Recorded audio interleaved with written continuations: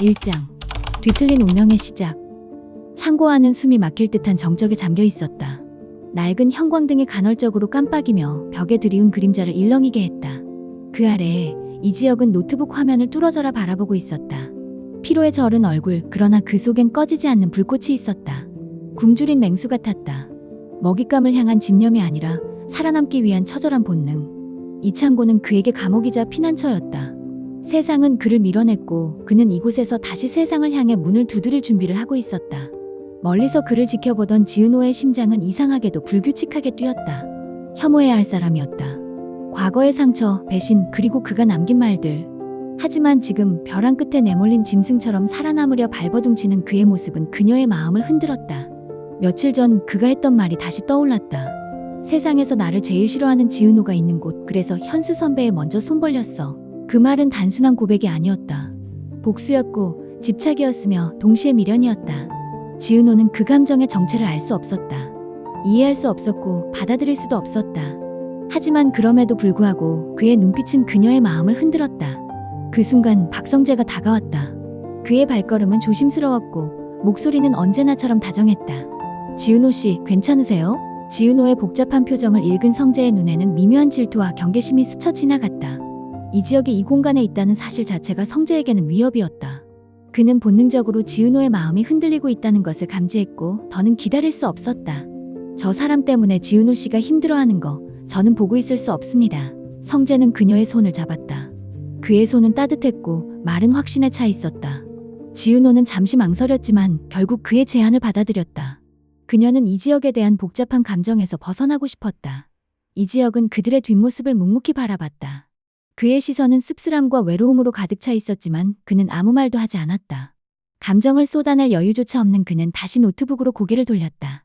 그날 저녁 박성재는 지은호를 근사한 레스토랑으로 데려갔다. 촛불이 흔들리는 테이블에 마주 앉아 그는 자신의 진심을 다시 한번 전했다.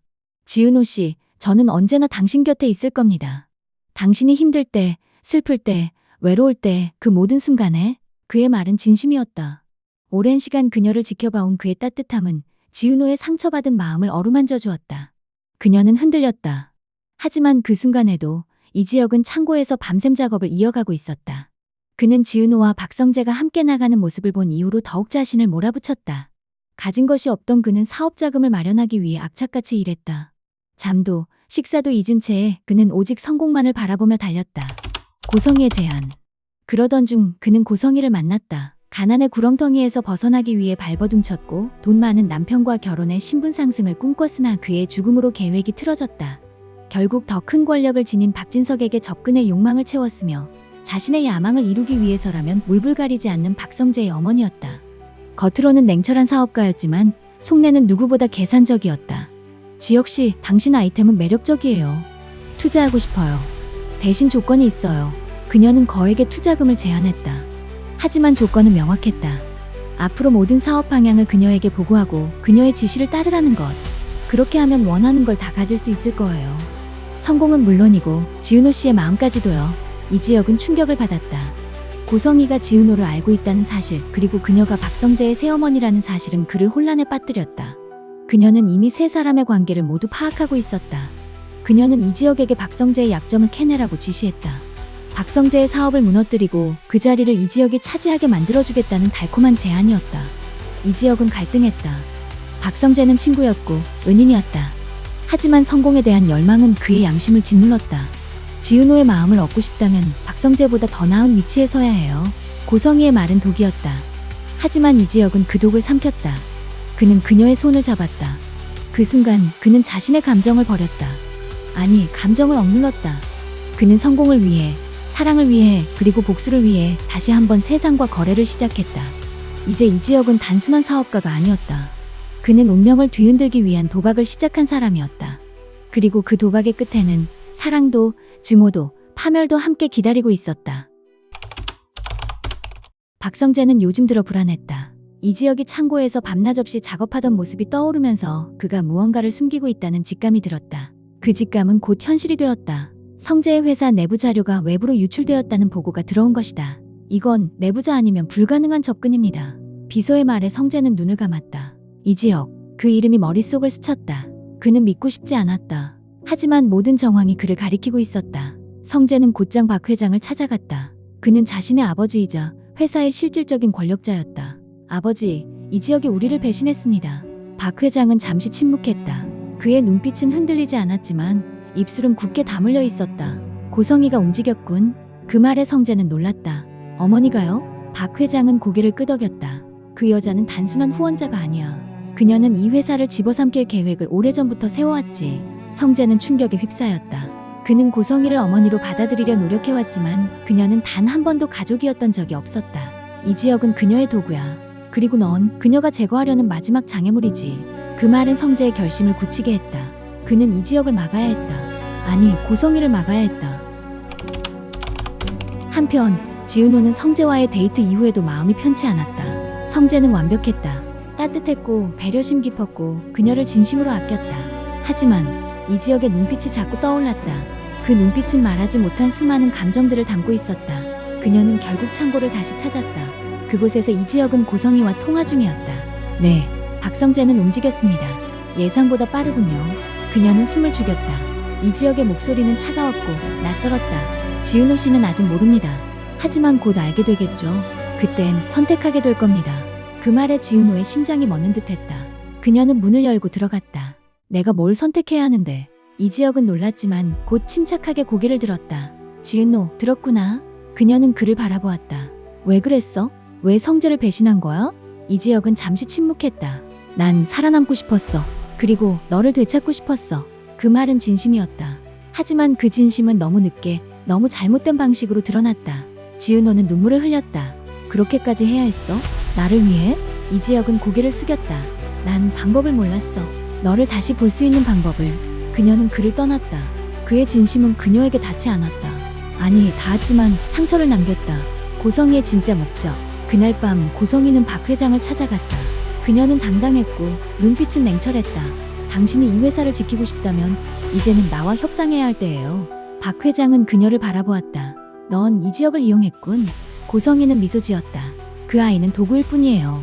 당신의 아들 성재를 무너뜨릴 수 있는 가장 효율적인 도구.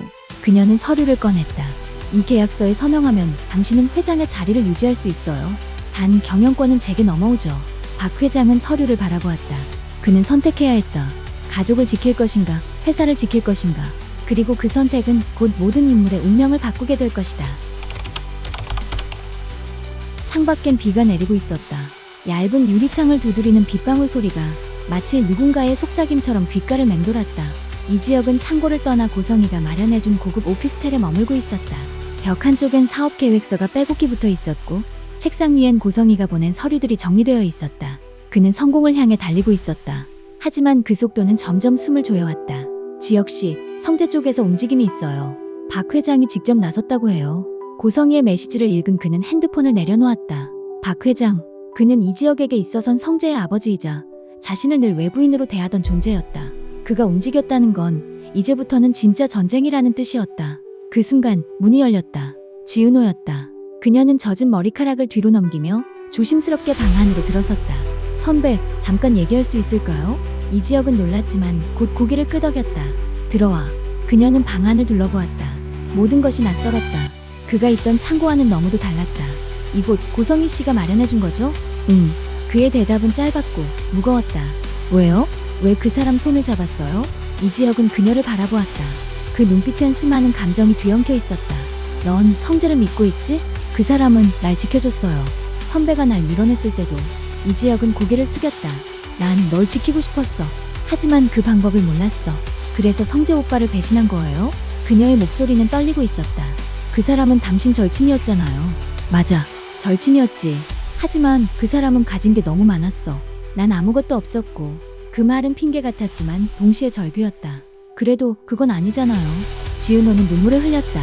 그녀는 그를 이해하고 싶었지만 이해할 수 없었다. 넌 날 미워해도 돼. 하지만 날 완전히 외면하지는 말아줘. 그 말에 그녀는 잠시 침묵했다. 그리고 조용히 말했다. 전 선배가 예전처럼 돌아오길 바랐어요. 그 창고에서 노트북을 바라보던 그 눈빛. 그게 선배였어요. 그녀는 돌아섰다.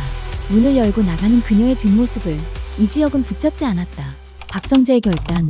그 시각 박성재는 박 회장의 집무실에 있었다. 아버지, 고성희를 막아야 합니다. 그녀는 회사를 집어삼키려 하고 있어요. 박 회장은 조용히 서류를 넘기고 있었다. 성재야, 넌 아직 감정으로 움직이는구나. 그 여자는 가족이 아니에요. 아버지의 아내일 뿐. 그 말에 박 회장은 눈을 들었다. 넌 지혁을 어떻게 할 생각이냐?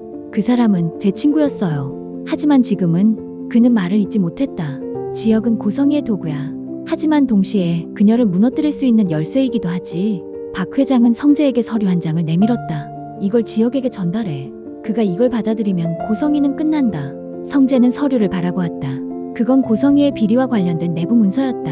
이걸 왜 저한테 주시는 거죠? 넌 선택해야 해. 친구를 구할 것인지 회사를 지킬 것인지. 성재는 서류를 들고 집무실을 나섰다. 그의 눈빛은 흔들리고 있었다. 고성희의 그림자. 그날 밤 고성희는 자신의 사무실에서 와인을 따르고 있었다. 지혁 씨는 아직 순수하군요. 그녀는 혼잣말을 하며 웃었다. 그 아이는 날 어머니로 생각하지 않아요. 하지만 그게 더 좋아요. 감정은 거래를 방해하니까. 그녀는 창밖을 바라보았다. 비는 여전히 내리고 있었다. 박 회장도 움직였고 성재도 흔들리고 있어. 이제 마지막 조각만 맞추면 돼. 그녀는 핸드폰을 들어 메시지를 보냈다. 지혁 씨, 내일 오전 10시. 계약 최종 서명입니다. 늦지 마세요. 그녀는 잔을 들어 올렸다. 이제 모든 걸 가질 시간이야. 비는 그치지 않았다. 도시는 젖은 채로 숨을 죽이고 있었고 이지혁은 고성희가 마련한 오피스텔 창가에 서 있었다. 계약서가 책상 위에 놓여 있었다. 그 종이 한 장이 그의 인생을 바꿀 수 있었다. 하지만 그가 바라는 건 단지 성공이 아니었다. 그는 자신이 누구였는지, 어디서부터 잘못됐는지를 되짚고 있었다. 그 순간 문이 열렸다. 박성재였다. 그는 젖은 코트를 벗으며 조용히 말했다. 지혁아, 이거 내가 봐야 할 것 같아서. 그가 내민 서류는 고성희의 비리와 관련된 내부 문서였다. 이지혁은 그것을 받아들고 한 장 한 장 넘겼다. 그의 눈빛이 점점 어두워졌다. 이걸 어떻게 구했어? 아버지가 줬어. 널 믿는다고 하더라. 이지혁은 웃었다.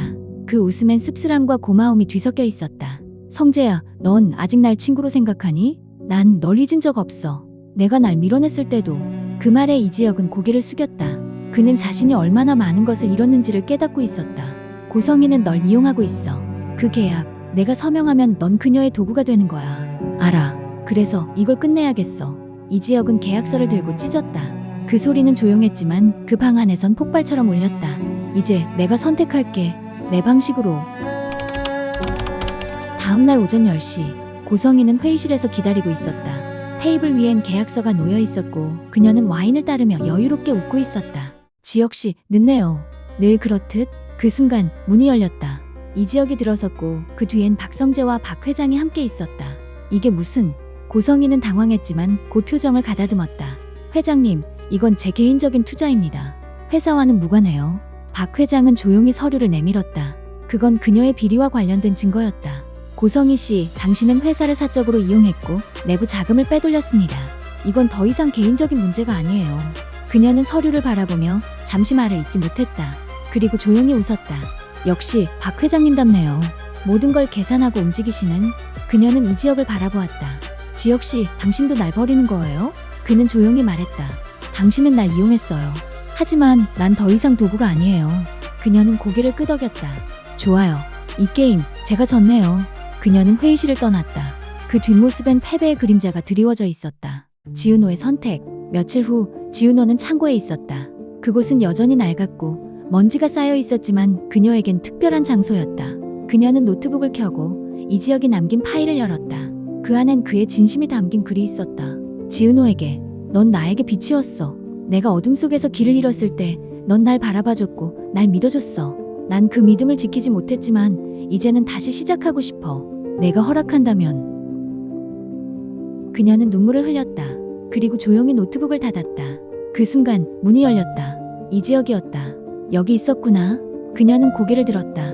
선배, 이제 다시 시작할 수 있을까요? 그는 고개를 끄덕였다.